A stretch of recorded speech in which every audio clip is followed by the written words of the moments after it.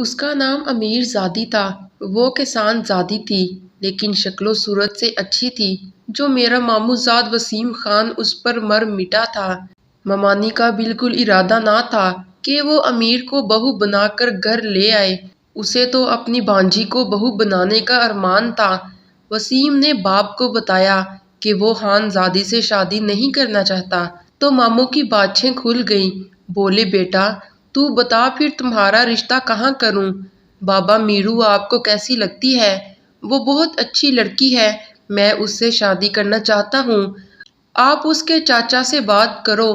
اچھا ٹھیک ہے بیٹا، میں اس کے چاچا سے جا کر بات کرتا ہوں، وہ اس کا رشتہ ہمیں دے دے گا۔ وسیم نے کہا لیکن اماں کا کیا بنے گا؟ ماموں بولے تیری ماں کو منانے کا گر میرے پاس ہے، کہہ دوں گا کہ دوسری شادی کر رہا ہوں ورنہ میری بات مان لو۔ بابا تم ماں سے ایسی بات کرو گے؟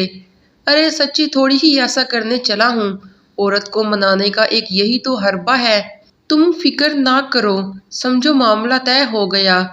وسیم کے بابا میرے والد کے پاس آئے اور کہا کہ تم رشتہ لے کر امیر زادی کے گھر جاؤ، اس کی چاچی سے بات کرو، وہ ہرگز انکار نہ کریں گے۔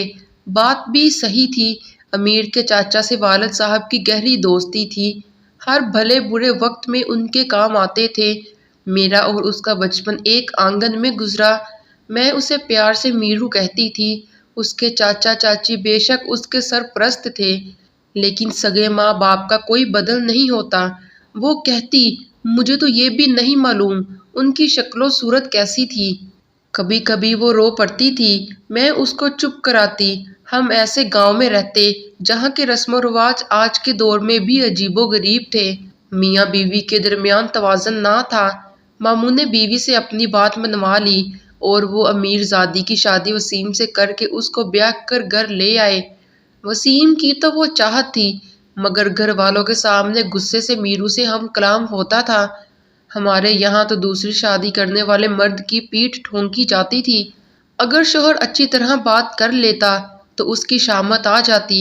وسیم کہتا تو تھوڑے دن صبر کر، جب ہمارے 2-4 بچے ہو جائیں گے تو ہم علیحدہ ہو جائیں گے۔ وہ جانوروں کے لیے گھاس اکٹھا کرتی، تندور پر اتنے بڑے کنبے کے لیے 40-50 روٹیاں پکاتی۔ میرو کے 4 بیٹے ہو گئے۔ ایک دن اس کی ساس نے 3 گائے کا دودھ نکال کر 2 بڑی بالٹیاں کمرے میں رکھ دیں، خود جٹھانی کے گھر چلی گئی۔ میرو کا چھوٹا لڑکا رونے لگا کہ مجھ کو دودھ دو۔ میرو بولی دادی کو آنے دو، وہ اپنے ہاتھ سے دودھ بانٹیں گی۔ وہ نہ مانا، بچے نے گلاس سے بالٹی سے دودھ نکالا اور پینے لگا۔ میرو واپس آئی تو اس کے ہاتھ سے گلاس چھیننے لگی لیکن وہ تقریباً سارا دودھ پی چکا تھا، گلاس میں 2 گھونٹ باقی تھے۔ وہ سوچنے لگی کہ یہ جھوٹے 2 گھونٹ بالٹی میں نہ ملاؤں۔ اس نے اپنے بیٹے کے بچے ہوئے دودھ کو خود پی لیا۔ اسی دم اس کی ساس کمرے میں داخل ہوئی، کہنے لگی مجھے کئی دن سے شک تھا کہ کوئی دودھ چراتا ہے۔ تبھی وسیم گھر آ گیا۔ اس نے جو ماں کو میرو کو مارتے دیکھا تو میرو کا قصور پوچھا، بس پھر کیا تھا، اس کو بے غیرت کہا گیا۔ وسیم نے کہا کہ کیا میری بیوی کا اتنا بھی حق نہیں؟ تو اس گستاخی پر پنچایت کے بڑوں نے سر پکڑ لیا کہ اس کو ہمارا بھی لحاظ نہیں۔ برادری نے فیصلہ کر دیا کہ سگی بیوی کو حق حاصل ہے کہ وہ اس منہ زور بہو اور بیٹے کا غرور توڑنے کے لیے وسیم کی دوسری شادی کر دے۔ بہو کا سر جھکانے کو اس پر سوتن لانے کے انتظام ہونے لگے۔ وسیم خان کے تایا چاچا اور پنچ کے بڑے تھے، انہوں نے مل کر اس کو دوسری شادی پر مجبور کیا۔ بالآخر وسیم خان اور اس کے والد نے ہتھیار ڈال دیے۔ برادری کے لوگوں نے وسیم کا نہیں بلکہ اس کی والدہ کا ساتھ دیا۔ وسیم کو دوسری بار دلہا بننا پڑا۔ وسیم بجھا بجھا تھا مگر ماں اور بہنیں خوش تھیں۔ باپ بھی برادری میں سرخرو تھا کہ دوسری بہو آ گئی تھی۔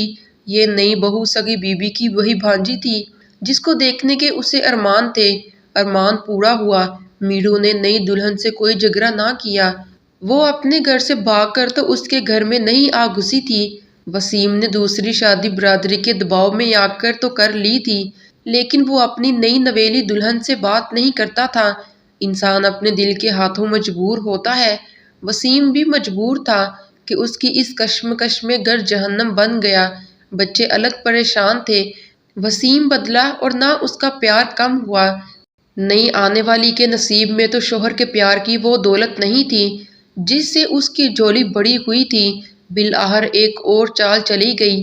قبیلے کی دور دراز بوڑھی عورتوں نے جو اس کی سوتن کی رشتہ دار تھیں، یہ گواہی دی کہ جب میرو کی ماں فوت ہوئی تھی تو وسیم کی ماں نے 3 ماہ کی میرو کو اپنی چھوٹی بیٹی کے جنم لینے کے کچھ عرصہ بعد ایک روز دودھ پلانے کی کوشش کی تھی۔ یہ امر وسیم کی ماں کو یاد نہ رہا، لیکن گواہی دینے والی عورتوں نے کہا، ہم کو یاد ہے۔ قبیلے کے بزرگوں نے اپنے گاؤں کے مولوی سے صلاح مشورے کی خاطر رجوع کر لیا، جس نے کہا کہ اگرچہ بچی نے وسیم کے ساتھ ہی اس کی ماں کا دودھ نہیں پیا، لیکن اس کے بعد پیدا ہونے والی اس کی کسی چھوٹی بہن کے ساتھ اگر پی لیا تو وہ بھی اس کی دودھ شریک بہن ہو گئی، یوں اس کا وسیم سے نکاح جائز نہیں ہے۔ یہ لوگ مزید کسی بڑے عالم دین یا مفتی کے پاس نہ جا سکے۔ اس بات پر اتفاق کیا گیا، حتیٰ کہ اس کی ماں بھی خود یہی کہتی تھی کہ خدا جانے ان بوڑھی عورتوں کو کون سا واقعہ یاد آیا ہے، جبکہ مجھے تو کچھ ایسا یاد نہیں ہے۔ یہ قبائلی اسی بات پر کہ معاملہ مشکوک ہے اڑ گئے۔ بیچاری میرو کو اس کے شوہر سے دور کر دیا گیا اور پھر طلاق بھی دے دی گئی۔